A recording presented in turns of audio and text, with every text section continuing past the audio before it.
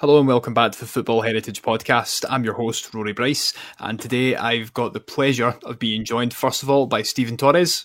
Good evening, good morning, however it be. Thank you, Rory, for the invitation. No problem. It's great to have you on, Stephen. Of course, I think it's around 8 p.m. Central Eastern Time. It's around 1 a.m. GMT for me. So good evening or good morning indeed. And I'm also delighted to be joined on this show by Luis Hierro. Luis, how are you? Thank you very much for coming on the show. Good morning from to Miami. I'm very happy. And when Stephen Torres is very good, my friend, told to me for the recording this moment is history moment in Cuba. That is the principal responsibility. Is you're my friend. What an introduction.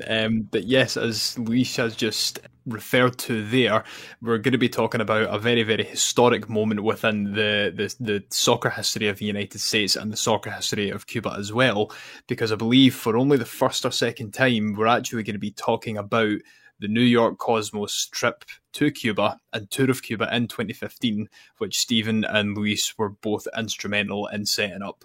It's a massive moment. This is a really overlooked fixture within the history of soccer in both countries, particularly given the political context as well. And both Stephen and Luis are very excited to talk about this, and I'm very excited to hear about it as well. It's absolutely brilliant, and I can't thank Stephen enough for coming to us to see if we were, wanted to be one of the first outlets to actually talk about it and put it out there. So I'm absolutely delighted to be here, and I'm really looking forward to the conversation that we're going to have. But before we kick things off, first of all, Stephen, if you just want to tell our listeners a little bit about yourself. Sure, no problem. I'll try to keep it as brief as possible. It's not as long as Luis's trajectory of history and background, but I'll try to keep it as brief as possible into that. But right now, I'm currently a sports public relations and media operations consultant. I do have national and international clients whom I work for, mostly locally as well. But I'm also currently, as you fully are aware, Rory, from another chapter that we are working together, is that I am the president of the Association of North Central American and Caribbean Football Investigators, which is, the acronym in English, ANSIF. There's a Spanish version of it as well. I am the first president since the formation in 2021. And I'm also one of the founding members, so I'm very proud of that. Previously, as we will get into, is that I used to work in communications and media operations and overall operations as well with the North American Soccer League, the second version of the North American Soccer League from 2013 to 2017. I also was a key component in the communications and information services at CONCACAF for 10 years, from 2003 to 2013. That's, of course, this is where I met Luis Hierro. And we've had many stories, but that's for another time. Okay. And then, of course, I was a media officer on site for FIFA from 2005 to 2012, covering 2 World Cups, 2006 and 2010, 2 Olympic Games as well. And I was very proud to have worked soccer press operations in all 6 of the Confederation's continental zones, which I'm very proud of. And then I really got my start in the communications division at U.S. Soccer from 1999 to 2003. So that is my boring life right there. And I will pass the floor back on to you. Living the dream for quite a lot of people, particularly our listeners as well. But that's an incredible CV, Stephen, and thank you once again for joining us. Now, Luis, why don't you tell our listeners a little bit about yourself too? Now, for our listeners, Luis has asked us that he would prefer to speak in Spanish where possible, and throughout this episode, Stephen is going to be translating for him in places. So, Luis, the floor is yours. Tell our listeners a little bit about yourself. Bueno, mi historia con Stephen viene de hace mucho tiempo. He says the story with myself, Stephen, goes way back. Como él decía, trabajaba en CONCACAF y yo mantenía una actividad en el tema de arbitraje. He says that during his time in CONCACAF, obviously, he has spent a good portion of his career in the referee division or referee department. En ese momento de que sucede aquella conversación entre Steve y yo, ya nos conocíamos, como te dije anteriormente, y yo era el secretario general de la Federación de Fútbol de Cuba. And as Stephen mentioned earlier, we had worked together with his most recent, obviously, I was at the time the general secretary of the Cuban FA, or the Cuban Soccer Association. Jugué fútbol en primera división. I played soccer or football in the first division in my country. Cuando realmente en Cuba había fútbol. En la década del 70, 80, había gran fútbol en Cuba. En la región éramos una potencia. When I would say it was possibly Cuba's was a key powerhouse during the 1970s and the 1980s within the region. During that era. Llegar a ser el secretario general de una federación del tercer mundo. I was able to obtain being the general secretary of a federation of the third world. Era algo realmente un reto personal. It was a key goal on my part. Teníamos que mover el fútbol en Cuba. We had to move the game of the sport in Cuba. Cambiar mentalidades. Start changing a lot of mentalities. El fútbol es un gran negocio. And the sport itself it's a big challenge. Y hay que pensar como negociantes. Perdón, hay que pensar ¿cómo? Hay que pensar como negociante. We have to think in the present, of course. Es más o menos el escenario que vivíamos en ese momento antes de la conversación de Steven. Basically, during the environment or the time that Steve and I had our conversation. Y sí, para después seguir cuando Steven entre, cómo empezamos a mover todo aquello que parecía una bola de nieve y que se fue agrandando más y más y más. Podemos ir parte por parte para rememorar aquel histórico momento. I mean, we're going to go part by part on the details of what we began, because we were trying to move something, like if it was an example, a big ball of snow, but little by little it started to grow, and we will get into details on what transpired. Yeah, no, just both of you guys have such, fascinating breadths of experience between you, and like Stephen said earlier, there must be so many stories, but I won't tempt myself. We'll save that for another time. Yes, we get so far into that. But of course, Stephen, when we've been speaking for a while now, and there's so many different football stories that we can tell from across CONCACAF and across the full of the Americas as well, which is of course why we began Speaking Football Heritage. For you, is going to be so much different for Football Heritage to me in Scotland, and that's part of what Heritage is and what it's all about. But I think what fascinated me most about this story, and as I told Luis off air, part of what kind of kick-started my journey into history when I was, in high school, was Cuban history. This is why it kind of grabbed my interest. But I suppose to begin right at the beginning, we really kind of need to touch on the relationship between the United States and Cuba pre-2015, because of course, if some of our listeners remember, and just towards the end of 2014, I believe, it was President Obama at the time actually decided to relax relations with Cuba. Not to the extent where the embargo was lifted, but relax relations to allow Cubans and Americans certain freedoms between each other now, which is something that hadn't been lifted since the Cold War in the 60s.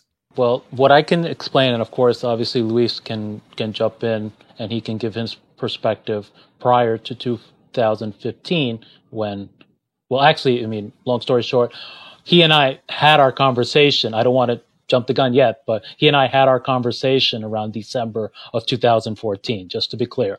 So prior to that, I can only speak that the relationship between the two countries in the sporting of soccer was pretty much at any level only when they competed against each other in a competition related to CONCACAF. Let it be national teams, men and women, or wait, I'm sorry, I don't think you had the women's team was just starting, if I'm not mistaken. But I'm just saying in the broad stuff. I know many times I remember the futsal team of 2000 that eliminated the U.S. from qualifying. I was there. So yes, that would be the only time I'd see that there was the interaction between the two countries from a soccer standpoint or from a football standpoint. And of course, that's where that time and also many other times when I was working CONCACAF events, then of course I always met up with not just Luis Hierro, but also at the time Luis Hernandez, who was the president at the time. So I always dealt with the delegates from Cuba on a professional level. But there wasn't like a time where, the U.S. can go and play a friendly with Cuba. That was totally unheard of. It wasn't part of the deal. Luis wanted to give his perspective, but that's what I saw prior to the conversation that he and I had. But yeah, national team, let alone club teams. I mean, but just to be clear that there was a team, a U.S. Club team before the Cosmos that went to Cuba, which was the Chicago Sting.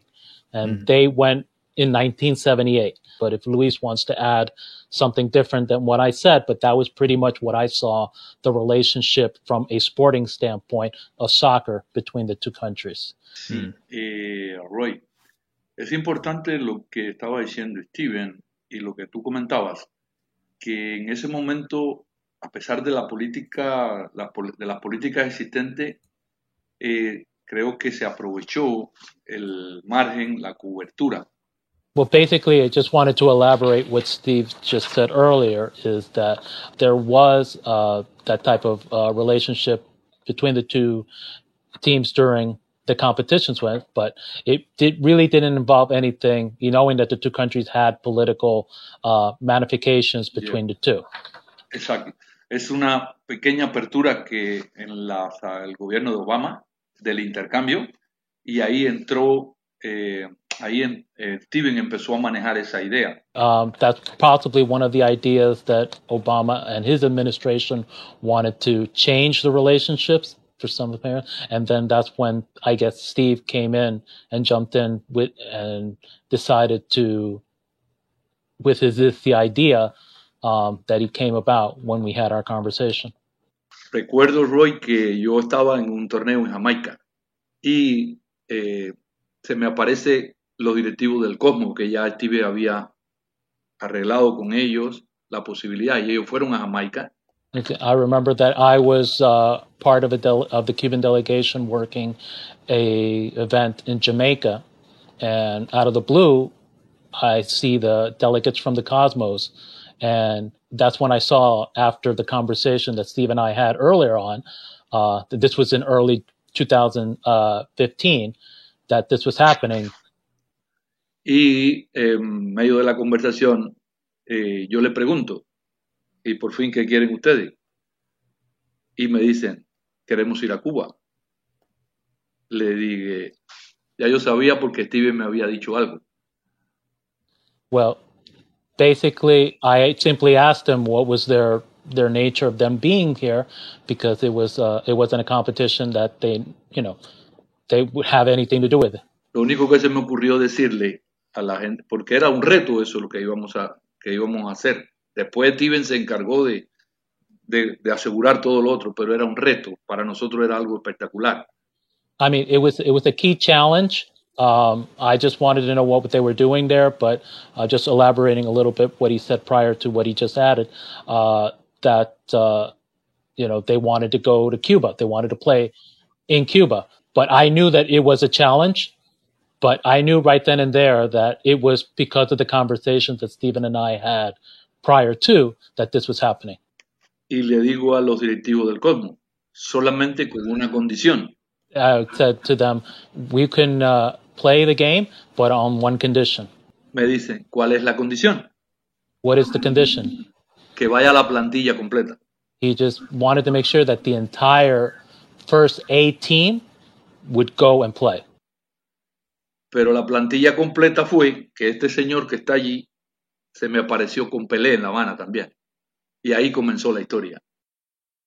Yeah, and then my surprise is that with that respective full team also included the legendary Pelé, and I knew this was going to be historic. Yeah.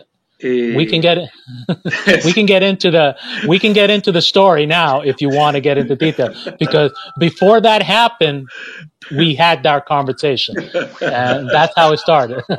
But I'm just saying, we can get it. I know Luis is jumping already to Jamaica, but we had a conversation, and I think it's best we get into it on how it got started, if that was okay. Yeah. So it's before we jump into things any further, tell us about this conversation. Then it's obviously something that was a very, very key part to making all this happen. No, es que había entre Steve y yo, como ya habíamos una amistad, empezar todo fue muy fácil, pero la complicación venía después. I knew that Steve and I had a good friendship, and the beginning part seems to be the simple of talking and putting out the ideas, but then the more complex situation and the logistics would be coming later on. Era todo el montaje de lo que llevaba eso. There was a lot to do. Un estadio nacional que había que arreglar. We had to fix the national stadium. Well, the name of it is Pedro Marrero Stadium. Fue la primera vez que en el Estadio Nacional hubo internet. It was the first time that stadium actually had internet. Nunca yo había visto al pueblo de la capital tan contento. I've never seen the local people from the capital of that country so happy. Fue realmente increíble, porque como te decía, incredible. Roy, like I said before, era una bolita de nieve y fue creciendo. It was like a small little snowball that was started to roll in and getting bigger and bigger and bigger and bigger. Why don't we get into the details? Because he's saying a great thing. Let's get into it. Vamos a entrar a los detalles. Okay. Let's do it. Let's go. Okay. It's very simple. You're right. Obama did make the announcement it was like in December. I don't remember the exact date, but it was in the middle of December. It was before the holidays. I remember it clearly because everything started falling into place. Me personally, at the time, I was doing my year-end reviews with my higher-ups at the North American Soccer League. They just crowned the league champions that year, which I believe was the Scorpions, San Antonio Scorpions, who they defeated the Cosmos on their route to the final. So then I just see the notification and I'm saying to myself, that's just interesting. Wow. I just didn't brush it off that much. But then when I was working at the North American Soccer League, the second version of it, I did a lot of work with the international media because I was brought in to work with the Hispanic international media. So I used my contacts that I had from the CONCACAF region. So I dealt with a lot of, media representatives and trying to promote the NASL in the international market. So it was I'm not saying it was easy, but it was very, very, challenging in some sorts. So then my boss at the time, who was Bill Peterson, the commissioner, so I'm having a meeting with them and he says, Steve, I want to start moving the NSL. I want the NSL to be an international product. I go, so then it popped into my head and I said to him, Obama just opened diplomatic relations now with Cuba.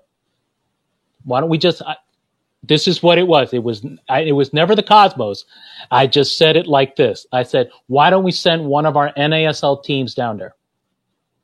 That was the initial. I have to tell the truth. And that's what came out of my mouth. I said, let's send one of our NASL teams down there. And he said, what? I said, maybe for spring training, maybe to play a game with a couple of global clubs, maybe with the national team, but let's get down there before somebody else goes down there.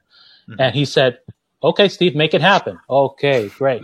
So how am I going to, okay, all right, very well. But I called this bluff. Because, okay, all right, no problem. When those meetings, it was just before the holidays, and I remember I called Luis Hierro. I had him on my phone, and he was very happy to speak to me. I mean, and as always, he said it before, we've always been good friends, good colleagues. And I said to him, listen, and I had this conversation. I'm in the kitchen of my apartment at the time, and my ex-wife is coming in the door saying, what the key word is ex-wife, but she wasn't at the time. Okay. She comes into the door and says, who are you talking to? I said, it's none of your business. Okay. So I am speaking to a friend right here, and I asked him, listen, Luis, we just got this idea. Now that they've opened up diplomatic relations, can we send one of our teams? And I said to him, one of our teams. I think not once did I say the Cosmos. I said one of our teams, maybe to play a couple of games preseason. We just wanted to. He liked the idea. I'll let him jump in if he wants to add something different than what I said. But it was a simple conversation between the two former colleagues, but still friends, and it just started the ball rolling. So I left it at this, and then after I spoke to Luis, I passed the information on to my bosses, and it would be about 2 weeks before I heard I getting emails from the Cosmos. I'm getting emails from my bosses telling me, okay, we got the Cosmos already in Jamaica. I go, I'm copied on all these emails, and I'm saying, what's going on? Okay, all right. In a perfect world, you would have said, Steve, why don't you go down to Jamaica, meet the Cosmos, and they want to know who's Luis Hierro, who Luis Hernandez is, what do they look like. I'm doing all of this from my office in the NASL, and I go and I realize, wait a minute, they're in Jamaica because there's an under-20 tournament for CONCACAF being held there. Okay, so I have to try to put them in. I'm trying to find a photo of. I'm sorry, they didn't have a photo of you, Luis Hierro, but they had to find a photo of Luis Hernandez, who was the president. It was an old photo from the CONCACAF website. He didn't have any gray hairs, so that's how old the photo was. So I'm getting that, copying everybody, and I go, this is what you have to find Luis Hernandez. He is the Federation president, and then Luis Hierro is with us. So I'm also trying through email contact Luis, because I think your phone wasn't working in Jamaica, if I'm not mistaken, Luis? No. Okay, so I couldn't call him. So I'm doing all of that, and it could have saved everybody if my boss would have told me, listen, the Cosmos are the ones that are going down there. Can you join them and point them who is the person they need to speak to? But that wasn't the case, so I'm doing everything right there. And that's where it blends into what Luis said, that the Cosmos did show up it was the National Stadium of Kingston, right? Yeah. Luis? Okay. Montego Bay. It's Montego Bay. Okay. Yeah, I know they were playing in Jamaica, and I had to put them together. I had to connect them in order to get the ball rolling. And like I said, I was happy that I think it came out positive, because I remember I did send an email to Luis asking, how did it go? Did everything go well? Because I didn't hear anything from the Cosmos. I did go to my boss and I asked him, okay, I didn't know it was the Cosmos, but he said to me, it was the best sense for them to do it because they had the budget, the team name, and it made sense that it had to be the Cosmos going there. Out of all the teams, we go. But just for the record, I said one of our teams. It was the higher-ups that decided it should be the Cosmos. Steven, I have one comment. When the Cosmos delegation arrived to the stadium, the CONCACAF, the staff CONCACAF said me, Luis, we have two Cosmos delegation in the stadium. Like, why?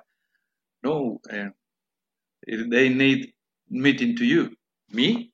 Why? This is the president here. When I talked to Luis Hernandez, but this is here. This is responsibility. I told to my president, the delegation of Cosmo is in the stadium.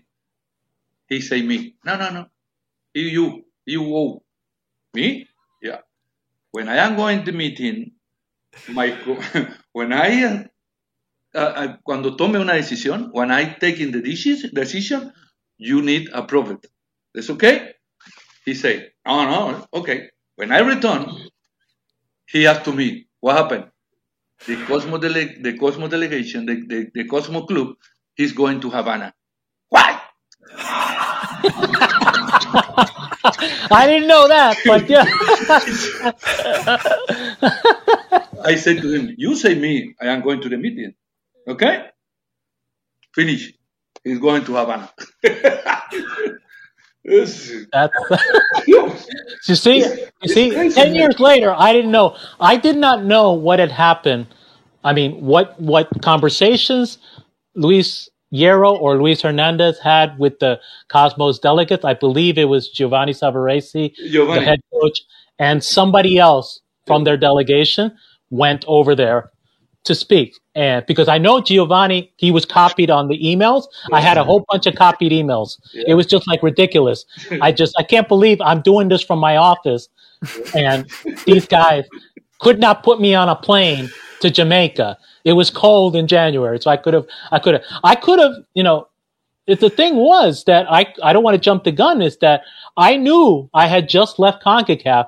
I still knew a lot of the CONCACAF members there. And of course, I know that many of the association members there. So, you know, it could have made things a little bit less complicated. But I'm surprised that the conversation took place at the stadium. The decision, I guess, was made there. And the logistics had to be done because you had to find somebody to run the game. Because the whole thing is, if you want a game like that, which eventually was televised internationally, and especially here in the United States, you have to have the right people to do so. Roy, a partir de allí fue de loco. It was crazy. It was crazy. Every day, every time, Steven and me call it every day. The tile of the tile, the tile of the tile. It's the crazy. No, it's crazy, man. Well, I mean, we're talking about January. I mean, I didn't even know when the game was actually going to take place. The date was decided, or when you and the Cosmos spoke, or it was later on, Luis? La fecha se confirmó ahí mismo cuando hablaste con ellos, o fue luego? No, ahí. Allí. Ellos, it was June. Yeah. June. This is a big decision. What day? Today? Finish. What? So it was June. Okay. Yeah. We need time to prepare. This is 1 month. 1 month, huh? Yeah. No, it was January. Yeah. So the game, to prepare for the press conference, which was in March. Yes. Exactly. Maybe 2 months, huh? Yeah. There was so in March there was a huge press conference that involved also not just the Cosmos, but it was the coach of the Cuban team at the time. He came by. Yeah. And it was a big major announcement in New York City. Every media outlet from all over was there for the announcement. We had so many that I've never seen. I've seen press conferences big, but not that big in New York City for just soccer. It was just amazing. It was just amazing how much media coverage it got. Well, but just the announcement.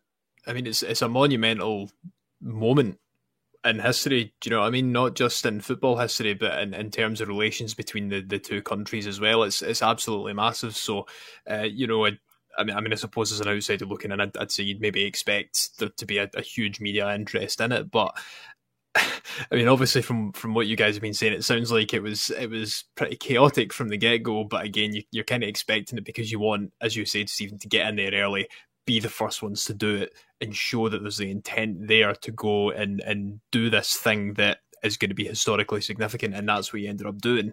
But the media side of things must have just blown up almost overnight. Oh yeah, it did. It did. Steven, I have a question for you. Tell me. Okay. I don't remember who is the idea the Pelé coming to Cuba. Whose idea? Yeah. Who? Well, it had to have been the Cosmos because at the time, I believe Pelé was still the honorary delegate or president of the club. So he was there when the club came back in 2013 And when they had their first game after a 30-year absence, and then afterwards, he would always show up for special events. So it was obvious for him to be on the charter. There was a charter that brought the entire delegation of the Cosmos, family and friends, including, some delegates from the NASL. There was some, U.S.-based media on that plane. So it was the Cosmos chartering a plane. I think it was Miami Air, but they were only flying out of Miami. But this one flew from New York straight to Havana. It was just, and Pele was one of the honorary guests in there, and so was Carmelo Anthony, the basketball player. He was there because later on he was going to be unveiling a new club for the NASL, which was Puerto Rico FC. And that announcement came about a couple of weeks after that. So look at that. I'm doing this event, and then 2 weeks later, I had to go to Puerto Rico for a new club joining the NASL, which was Puerto Rico FC. So yeah, it was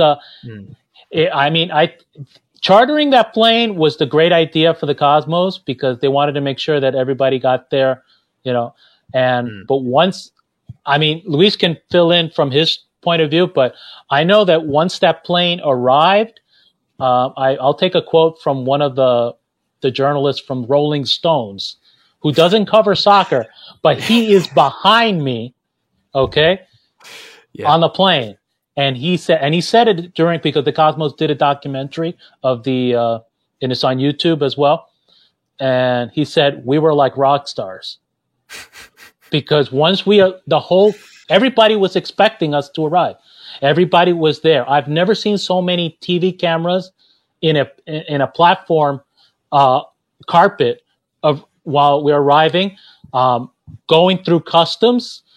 So many cameras all over because obviously Pele was there, his entourage, everybody going through there, waiting for the arrival of all the baggage. It was just magical. The whole country was expecting us to there. And that was beautiful because it didn't matter the relationships between the two governments. You're there to put on a game, and we were there as ambassadors. And, even though I was not part of the Cosmos, but I was part of the NASL, I was, very happy to be, first of all, visiting the country of, the colleagues that I've worked with on many CONCACAF events. Of course, when I've dealt with Luis Hernandez and Luis Hierro in many aspects. And they've always said, hey, when are you coming to Cuba? When are you coming to Cuba? And I go, look at that. Here I am. I said, here I am. So it was wonderful to see them in their native country. And it was a magical moment. The only negative thing, and I think maybe Luis will be agreeing with me, is that the day of the game, it rained. Yeah. That was the only. No. I wait for you. I wait for you when you finish. I wait for you. That to me, I think, was the only negative thing that I think, at least that I saw. But we couldn't control the weather. Yes, it was beautiful the day before. In Edwardson. Yeah. Right. Big rain. Yes. It's incredible. Steven, the day of the game. In the moment we think it is canceled again. This is impossible. Oh, no. Mm-hmm. It's impossible, rain, man. It was just... The hotel to a stadium? You remember? Uh-huh. You remember? I remember. 2 more rain. I went there early for, they had to, the documentary group wanted to interview Luis Hernandez. They wanted to interview Luis Hierro. So I had to leave my duties to accompany them to make sure that you were interviewed. I begged Luis not to mention my name during the interview, which was good. But yeah, it was raining. It was just like, it would not stop. I just couldn't believe it. Do you remember we are prepared presentation to Pelé, to a stadium? Wow, but the people say greeting for the Cuban people. I know. Yeah. It's impossible. He couldn't because of the rain. It was just like, but that didn't stop. It didn't stop. You still had 18,000 people at the stadium. The only thing is that, when you look at the video of the game, you see the bleachers on the other side is empty, but the bleachers where the cameras are, that was packed. And I know that there was a lot of media from all over the world covering the event. You see, you in the locker room, the stadium, you see the face to Pelé. Pelé is very happy, man. Oh, yes, he was. Very happy. You remember? Yes. We have to more. It's just, We have to more picture of Pelé. He's very happy. no, he was an honorary guest, and everybody there enjoyed their time. Again, I don't want to speak on behalf of everybody, but what I saw was just, it didn't matter the score. I don't want to jump into the details of the game. No, yeah, it didn't. The Colmo is the Colmo. I know, but it didn't matter because they were there for a purpose, and a lot of the U.S. fans that made the trip on the charter saw it very memorable that they heard the national anthem being played at the stadium, which was, very, very touching for a lot of them. I mean, who would have thought, you've got fans, from both sides, and they're cheering for both teams. And it's not every day that, you see a game of that magnitude being played there. Even a year before, you would have, that wouldn't have even crossed your mind as something that would have even been possible, let alone happening. It would have just been so unlikely. But I mean, you filled in a lot of contextual gaps there, particularly around the Cosmos. I think a lot of people forget that they've not existed just as this consistent entity. Through from the 70s, of course, a big part of football nostalgia is that iconic Cosmos side that included Pelé. But they did reform in 2013, and this is the side that went to visit them. And of course, Pelé was honorary president, and you can still kind of draw the thread through from the club from 2013 to the club from the 70s. So that was the club that went out, and it's and one of the things that I did ask you was why the Cosmos, and well, you said there. I mean, to me, it was kind of obvious anyway, because in terms of, I suppose, to think about it officially from a marketing perspective, they're probably one of the most, if not the most well-known club from the United States from the past going into this era. But also with Pelé there, it's marketing that writes itself. It's marketing that markets itself. It's very, very simple to do in that regard. But also, you've just kind of said it there on the other side of things. What you said, Stephen, was, right, we'll get one of our clubs down there, and then out of nowhere, there's these discussions happening in Jamaica and conversations taking place. It just so happens to be the Cosmos. So there is this element of luck to it as well. I understand that, but it's just phenomenal how it all came together. It made sense. Yeah, it makes sense. It makes sense. But it made sense because at the time, just before I had the conversation with Luis, the Cosmos had just announced that Raul, this famous Spanish player, had just joined the team. So, it made sense that they have this key player, legendary player with them for one season at least. And it was obvious that, if you have them, they're doing well in the standings in the league because they did win the championship that year. Why not, take advantage of the situation? The whole purpose was that, what was mentioned earlier is we wanted to be the first. I know there was always a battle between, and it still is right now, but we won't go into that, between the NASL and MLS. But the key thing is you opened up the diplomatic relations, you got to be the first one. Or you got to be one. We have to move fast, I said to my boss at the time. We have to move fast. So, but when he said, make it happen, I go, all right, I'll do my part. Now you have to handle the rest of the logistics, all the red tape of bringing, you want the game on TV, then we have to bring the production for television, we have to talk about this very important person, Luis, you know that, okay? The game could not have taken place without Gil Francisco, who is possibly the best, general coordinator, operations, manager I've ever worked with in CONCACAF. Yeah. Luis knows her very. He has very experience. Yeah, I mean, she's been over 20 years as director of operations and events at CONCACAF. So it was obvious that she had to handle, the Cosmos hired her to handle every part of the logistics, brought the people that she needed, okay? Because I don't think the game could have taken place so smoothly as everybody saw without her doing it. And she must get the total credit for it, because I think it was just amazing what she did to put the game on, and you have to bring up somebody with experience to do so. Yeah, absolutely. I mean, to make any of this happen, you need to have people who, as you said, Stephen, are going to work fast, who are well connected, who have experience, but also who know what they're doing. And, you know, that phrase gets thrown around quite a lot. There's knowing what you can do, and then there's knowing what you will do to make these types of events happen. And everyone that was involved in this knew what they had to do, and they went and executed it to the letter.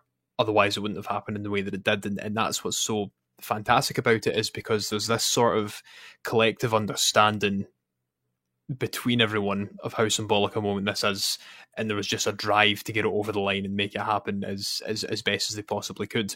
And you kind of touched on it earlier as well, is that, you know, when the charter from the US was getting off in Havana, everyone was being treated like rock stars, and it's just wild that no one's really thinking about this being a kind of major political or historic event or whatever, because it's football, and you know, it's kind of cheesy and it's overused and it's cliched, but this is what football can do out with just being a game. This is what it does to unite people and bring people closer together, and that's what's brilliant about football, is that it's able to bridge these gaps, which even a few months earlier would have seemed insurmountable.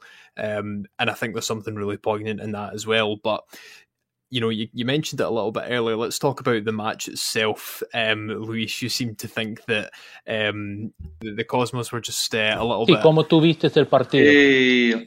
Roy, en el orden deportivo, in the sporting aspect, sabíamos que el Cosmo era a pesar de todo, era un equipo superior al nuestro. Well, we knew that in that aspect, the Cosmos was a much superior team than the national team. Pero había una motivación. El estadio estaba totalmente lleno. I mean, it was a motivation, and the stadium was full. Pero ese día el Cosmos estaba discutiendo el campeonato mundial. I believe that the Cosmos were disputing a world title. Bueno, fue increíble. Pero cumplimos el objetivo porque fue algo histórico. I mean, we maintained the objective because we knew it was a historic event. Pero internamente nos dimos cuenta que nos faltaban muchas cosas para preparar cosas grandes en Cuba en ese momento. But we found out that we were a little backtrack on a couple of things, and we needed to get better for anything possibly to build or for future in Cuba. En el orden, te digo, reitero, en el orden deportivo el partido me gustó, fue un partido bien movido, muy intenso, el terreno estaba bien mojado. I mean, the field was very wet. I knew that the game had a fast pace, and it was very entertaining. Pero los equipos jugaron. Claro, cómo fue superior, el resultado, como decía Steven ahorita, el resultado no era tan importante. I mean, like Steven said, the result really didn't matter or wasn't important. Both teams did play their hearts out. Pero hay un detalle que yo quiero puntualizar. There is a point that I want to make. Ese partido, that game, abrió una puerta que 2 años después, la selección de Estados Unidos viajó, nos coordinó con nosotros para jugar un partido amistoso en La Habana. La selección nacional de Estados Unidos, después de ese partido. I mean, after that game, it kind of opened a door 2 years later when the U.S. national team extended an invitation for them to come down, and they wanted to play a friendly down there, which did occur. Okay. Por eso digo que es una consecuencia de algo que se venía, pero I mean, it was a chain that was happening, but it did cause that event. Y hasta ahí terminé yo como secretario general de la federación. Then shortly thereafter, I finished my duties as general secretary. Dice, in 2016, I have decision and move it to United States. It's okay. I am very happy now. Well, I mean, just to clarify, that game did take place. It was a friendly, but from what I saw and from what I heard through my conversations with other people, is that it was not the same. Roy, antes de que termines, before I finish, te quiero compartir algo. I want to share something. Sure. Ya. El proceso del fútbol en Cuba. The process of football in Cuba. Ubícate el fútbol en un país subdesarrollado del tercer mundo con una infraestructura muy baja, muy pésima. I mean, it's a third world style country with an infrastructure very, very low for the sport. Que a pesar de que hay una inyección monetaria, cuesta mucho trabajo hacer cualquier cosa.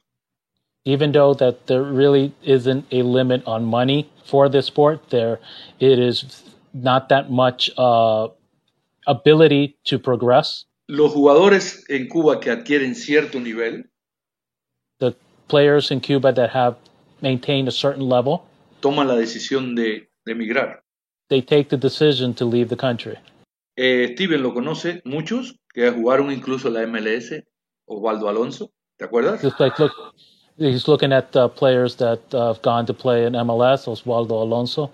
Y lamentablemente formar un atleta no es de ahora para ahorita, necesita un proceso. Y el jugador cuando está en la flor emigra, lógicamente es muy imposible poder recuperar eso. I mean, it usually takes time to build an athlete or player, but once they reach the level that they can succeed elsewhere, they decide not to stay, they leave. En mi opinión personal ahora. In my personal opinion now. Lamentablemente. Sadly. Cuba ha perdido mucho en el escenario deportivo. They've lost a lot in the sporting scenery or sporting grounds. Nos duele porque lamentablemente ahí están las raíces nuestras. It hurts because those are our roots. Ver la degradación de un proceso irreversible. To look at a process that's pretty much irreversible. Es realmente fatal. And it's completely bad. Roy, Steven, en lo personal, muy agradecido. It's in the personal, I'm very grateful. Steven es mi hermano, lo conozco. Cuando Steven se enteró que estaba en Miami, hasta me vino a visitar a Miami.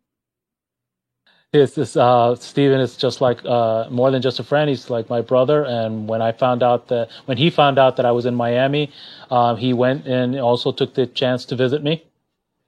Brilliant. La invitación our invitation for Roy is open. You are coming to Miami, man. Miami, Roy, Miami is nice. Miami is beautiful. Hey, Roy, Miami. Listen to me. It's incredible the people practice soccer in Miami. Too much league. The young player is incredible. Mm-hmm. Steven, I am referee now in Miami. Eh? No, I know. I follow you on your Facebook page. I know what you've been doing. Look, the sport has changed. I mean, I remember when it was not that popular during my time in high school. So, but yeah, it has evolved. It has grown into that extent. I just, hopefully it would reflect on, more, it's international success. But, that's just for another podcast and another story. But, it's male and female youth, etc., futsal, beach soccer. That's it. But I think that's the thing, is that it's a shame. From what Luis said, it doesn't seem like that fixture has had much of a lasting impact in terms of the development of the sport within Cuba. Because normally when you get events and tours like this, there's different sorts of camps set up for people. There's funding put towards new soccer programs, and it's just a shame that that's not really been allowed to happen. But at the end of the day, you guys were involved in one of the most historically significant soccer events to happen between the US and Cuba, and I mean that's pretty cool. Yeah. I mean, like I said, it was a big thing down there. There was rumors. I don't know if Luis wants to add anything on what I'm about to say. Was that we did have a major press conference, several of them, excuse me. Not just about the game, but of course the members of the NASL and the Cuban Federation itself about the game, what was leading up to it. And there was many media covering the event, and there was some sort of rumors that, what is the possibilities of what can be bring to the future, knowing that the NASL is the league that decided to bring a team down here. I know that there were some talks about possibly having a team in Cuba, but it just, those conversations seem to kind of disappear very quickly. I don't know. I was there when the meeting took place between the commissioner and the Luis Hernandez at the time, who was the Federation president. It looked like there was an interest, but it was just afraid that they didn't want to touch those waters or hit those waters. So I don't know what came about of it. I know that they wanted to have more in exchange of maybe having other teams come in, do preseason down there, more than just the game, have some more player development. I know the day before the game, there was a huge soccer clinic done by Soccer in the Streets USA, who was on the charter. And we had almost maybe 50 or 60 kids wearing different types of jerseys, but they were some Cosmos players were giving some demonstration or a clinic. So it felt like you were doing something and giving back to the local kids. And I know the looks on their faces were just amazing, and that we were doing something wrong. So, like I said, I don't know what were the conversations after that, or if there was anything once we left Cuba. But after 10 years, I figured it'd be something that many few people knew that I was the one that had the conversation with Luis, and we started the whole thing. Okay, but we're talking about it now. I think that's the thing, and obviously what we've discussed, Stephen, as being part of the relationship between Football Heritage and ANSIF, is that a lot of people over here look at soccer and CONCACAF as being, something that's just so far removed from what we experience from football on a daily basis that they might not even know this fixture's happened.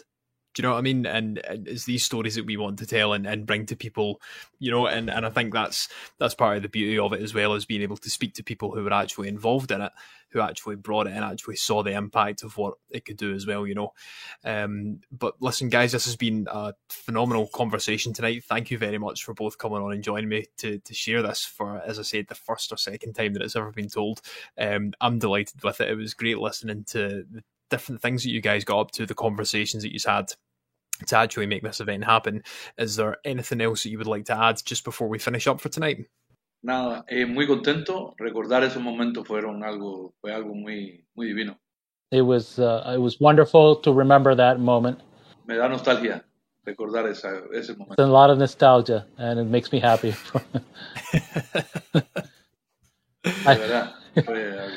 Yeah, in my end, I see that the sport can unite and break any boundaries.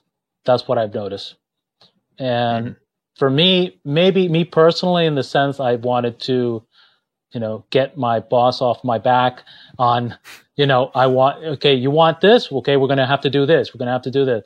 But then after seeing that, I'll be frank with you. Once I saw the Obama commercial, that the diplomatic relations were going to be open, okay, I said to myself, you know what? The last team to do that was the Chicago Sting in 1978.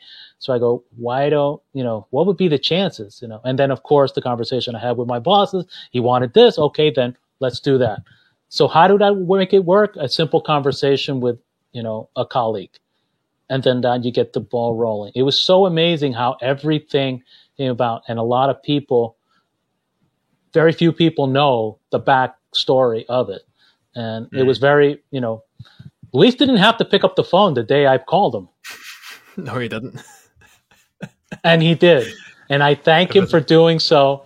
I thank him for allowing me the chance, obviously, to tell the full story because, and he was part of it. And it would be nice that, things like this happen on a regular basis, but there's only a first time once, So that's it. And I guess a lot of things fell into place for it to take part. And like we kind of touched on earlier, there's a lot of moving parts to it.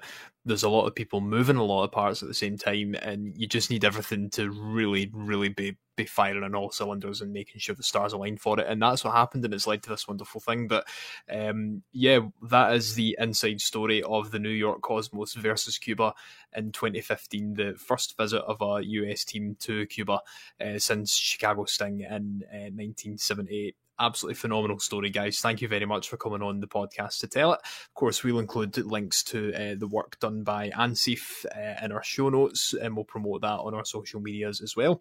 If there's something that you want to get in touch with us to cover, anything related to football history or heritage, then please do get in touch with us. You can DM us an X or email us at hello@footballheritage.co.uk. This is our first episode back in 2025, and we'll be returning to our weekly schedule. So on that note, Stephen, say goodnight. Have a wonderful night. Wonderful you, my friend. Hello. Say goodbye. Thank you. Bye. Bye. It's goodbye from me as well. We'll see you all again next week. Goodbye.